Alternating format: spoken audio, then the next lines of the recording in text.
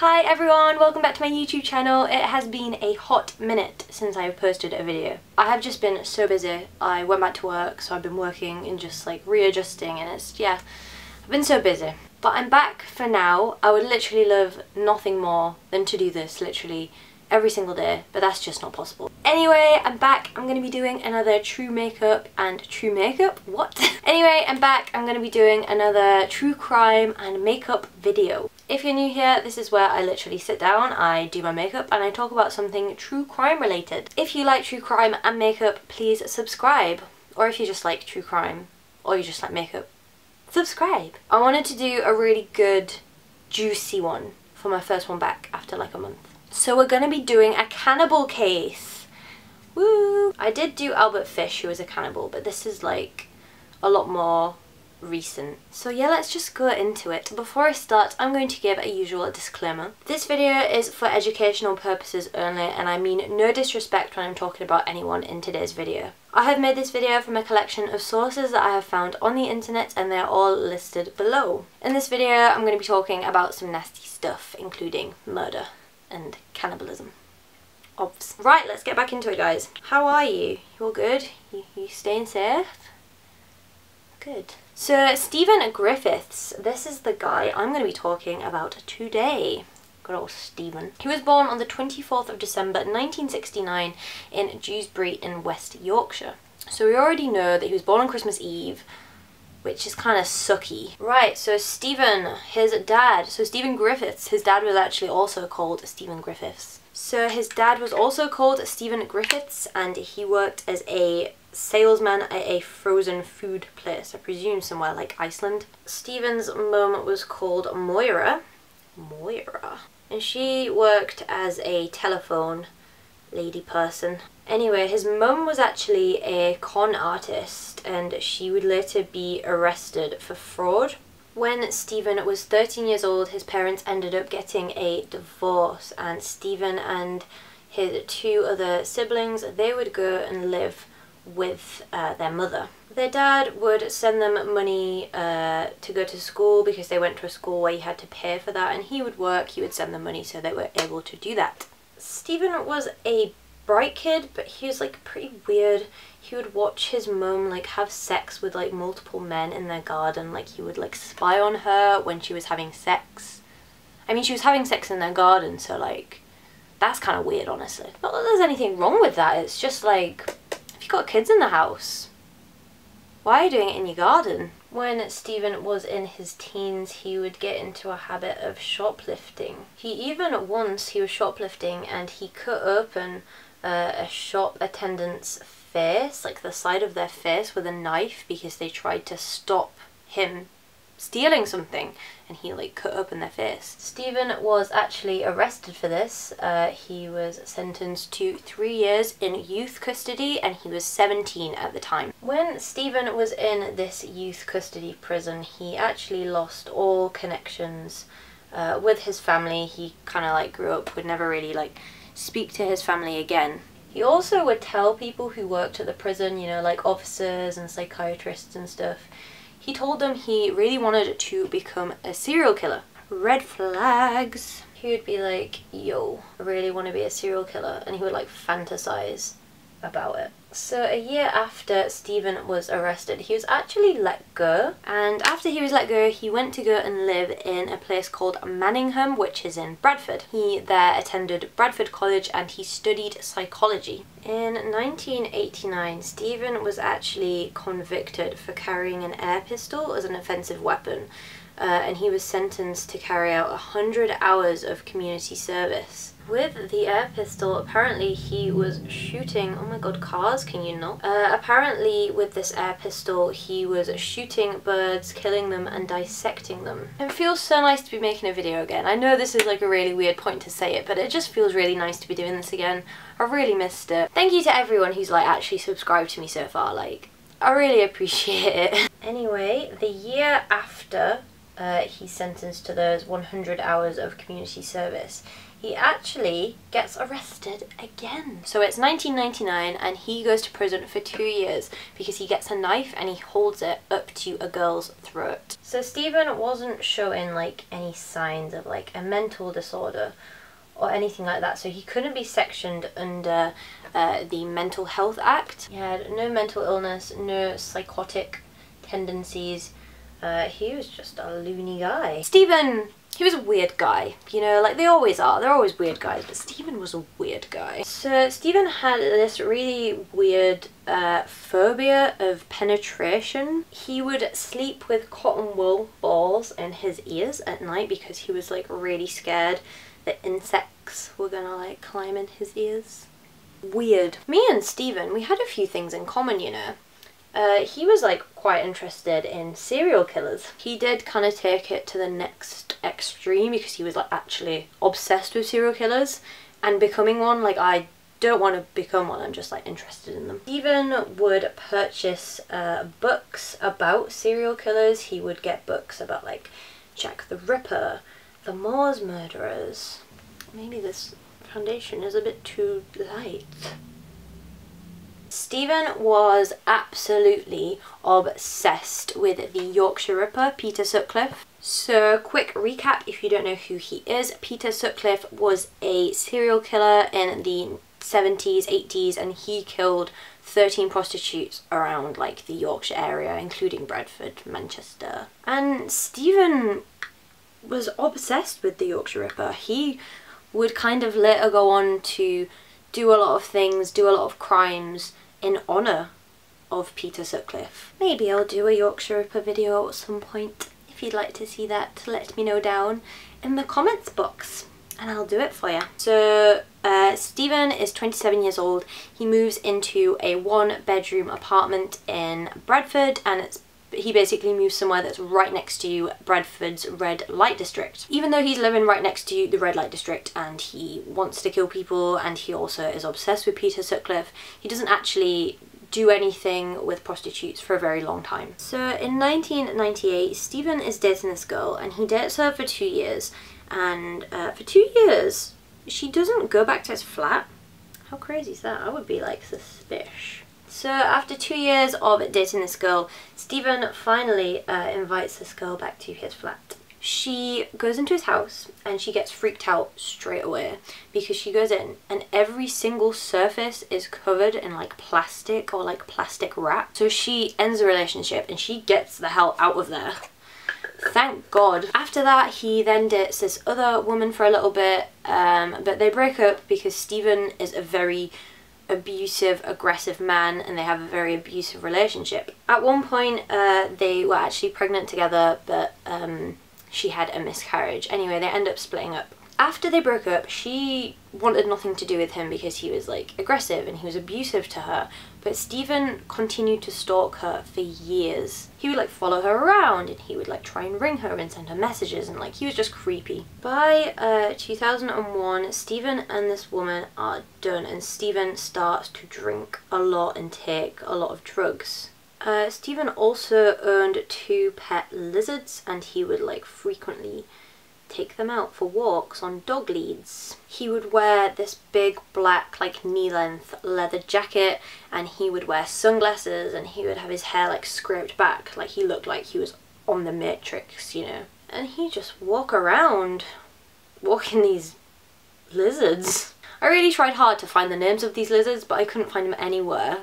It was good. People in the area, they would often nickname Stephen the Lizard Man or Penfold. There's a guy who I live near who always like takes his ferrets out on a walk and it's just like the cutest thing. Maybe he's a serial killer.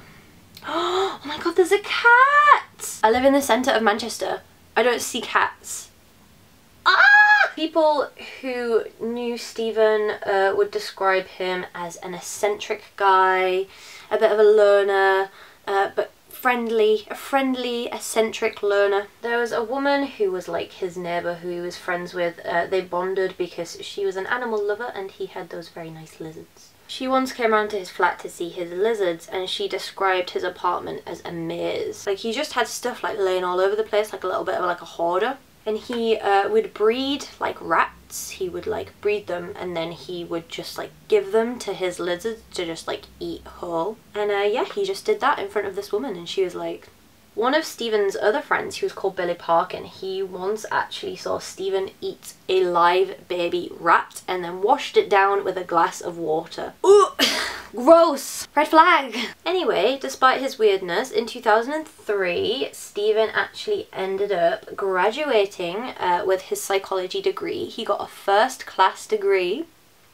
Smart cookie. He even then went on to start doing a PhD. He would never complete his PhD, but he was like in the process of doing so. In his PhD thesis, he actually wrote about the history of homicide. Like, that isn't too much of a red flag, because there are like people out there who study homicide and study like murders and stuff who aren't serial killers. So it's not necessarily like a red flag, you know what I'm trying to say? Like, I make videos about serial killers and cannibals.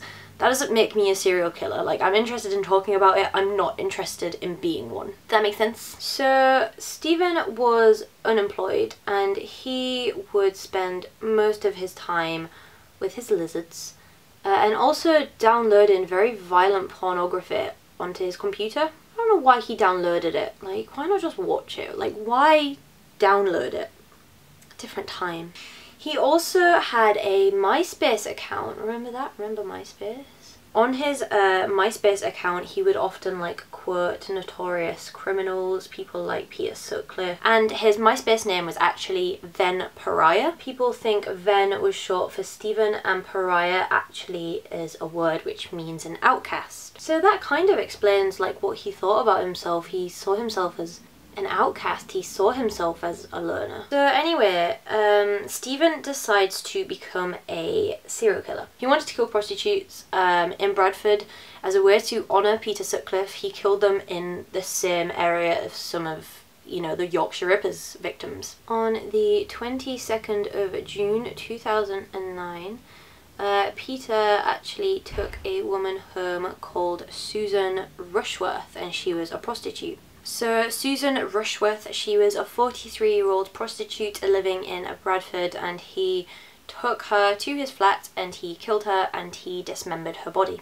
in his bathtub. Susan was soon reported missing, and police literally like searched the whole area. They searched woodlands, they searched rivers, they searched all over Bradford, and they just couldn't find her anywhere. Like, they searched for months and couldn't find anything. So in April of 2010, Stephen killed his second victim. She was called Shelley Armitage.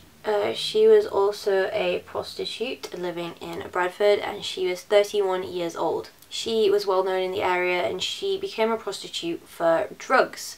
In fact, all of Stephen's victims who were killed, they actually all became prostitutes because they were addicted to drugs, and they, you know, used prostitution as a way to earn money and buy like heroin and stuff. When the second victim, Shelley, was reported missing, police didn't link the disappearances of the two women. They didn't think they were necessarily connected in any way. There were no sightings, there were no clues, no information that, you know, could lead to finding out what happened to either of them. A few weeks after Shelley's disappearance, police actually released footage of Shelley walking on Sunbridge Road, which is in Bradford. This was the last time that she was seen. They were hoping that giving the public this information, it would encourage someone to maybe come forward, maybe if it jogged someone's memory, like stuff like this is like really important in cases. So the next victim was on the 21st of May 2010, and this was 36-year-old Suzanne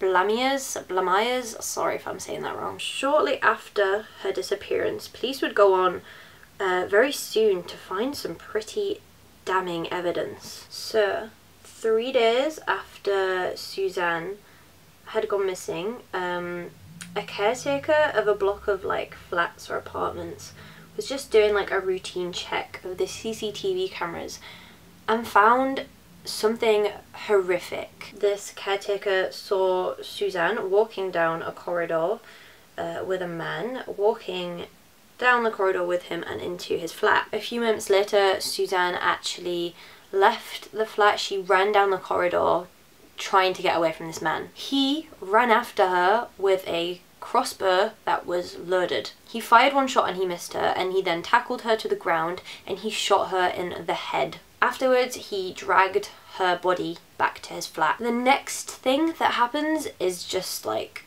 psychotic. Literally, this man is a psychopath. What he does is he walks back down the corridor and he goes up to the CCTV camera and he holds his crossbow and he sticks his middle finger up at the camera. Like, he just didn't care.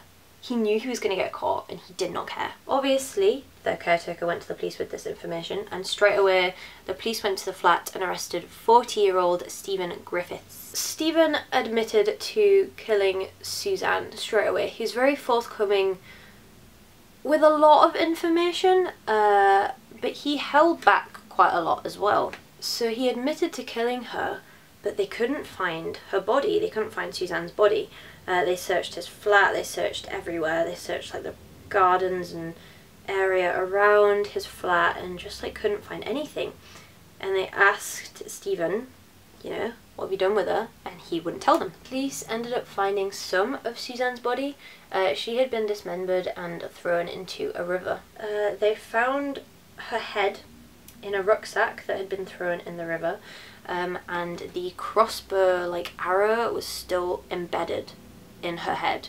The skin from her head had also been taken off, like she'd been skinned. Stephen then came forward with information that he had murdered Shelley Armitage. She was the second woman who he killed. They ran some tests on all of the body parts that they'd found in the river, and some of the DNA matched up to Shelley's. And they asked Stephen, you know, like, why did you do this? Like, why would you do this to someone? And he was just like, I don't know. Like, he didn't care about this. My hair is messy today. Ugh. So yeah, soon enough he came forward. He admitted to all of the 3 women he had killed. Police had also found CCTV footage before Suzanne was killed, the last woman was killed. They saw some CCTV footage of him approaching a woman, a prostitute, on the streets, and she turned him down. And that's just like, oh my god, I forgot to put eyebrow gel on. So 18 months after his first murder, Stephen was taken to court. On the first day of court, Stephen was told to take the stand, and he got up there and they told him to say his name, and he said, "My name is the CROSSBOW Cannibal." Everyone was just absolutely horrified. Like, can you imagine that? Like, just coming out. He named himself, like, he gave himself that name, like, similar to the BTK killer, he named himself as well. He wanted people to know who he was. He wanted people to talk about him in the same way people were talking about the Yorkshire Ripper. This was also the first time cannibalism had been mentioned, so can you imagine just like the families in court of these people who had been killed hearing that and just being like, oh my god. He would go on to explain all of the graphic ways in which he killed, dismembered and ate his victims. People were just absolutely horrified, like the family, the jury, the judge, everyone was just horrified. Police came forward and they said that they'd found DNA from the victims on Stephen's bathroom wall, as well as the oven, stove top, and the actual oven. He literally cut up these women, cut them, and ate them. That was why their bodies couldn't be found, like only parts of their bodies were found, because he'd literally eaten the evidence. On top of this, before Stephen would cut them up, he would bind their bodies and he would take photos of them. These photos were seen as trophies from him. He was getting rid of the rest of their bodies and he, you know, got rid of all of their stuff.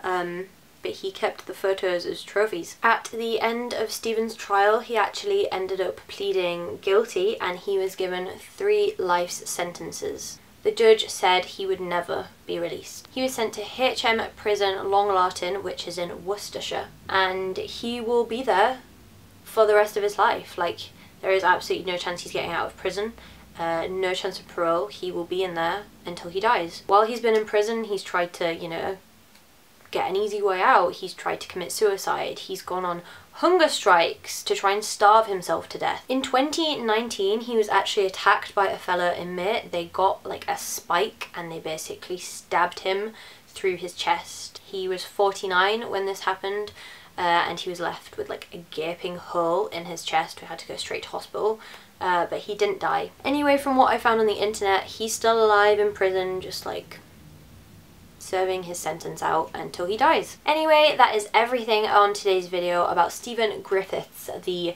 cannibal crossbow, whatever he called himself, the crossbow cannibal. That's the one. I really hope you enjoyed today's video. I'm sorry it has been literally forever since I filmed, but it's really nice to be back. Hopefully I can do at least one video a week. That'd be really nice. Try and get back into the swing of things. If you guys would like to see anything, please do comment down below. I love making these videos. I really enjoy it. There are plenty more cases that I would like to cover, so let's do this thing. Anyway, that is it for today's video. If you enjoyed, I would really appreciate it. If you liked it and subscribed, that would mean a lot to me. And yeah, apart from that, have an awesome day. Look after yourselves, and I'll see you in the next video. Bye!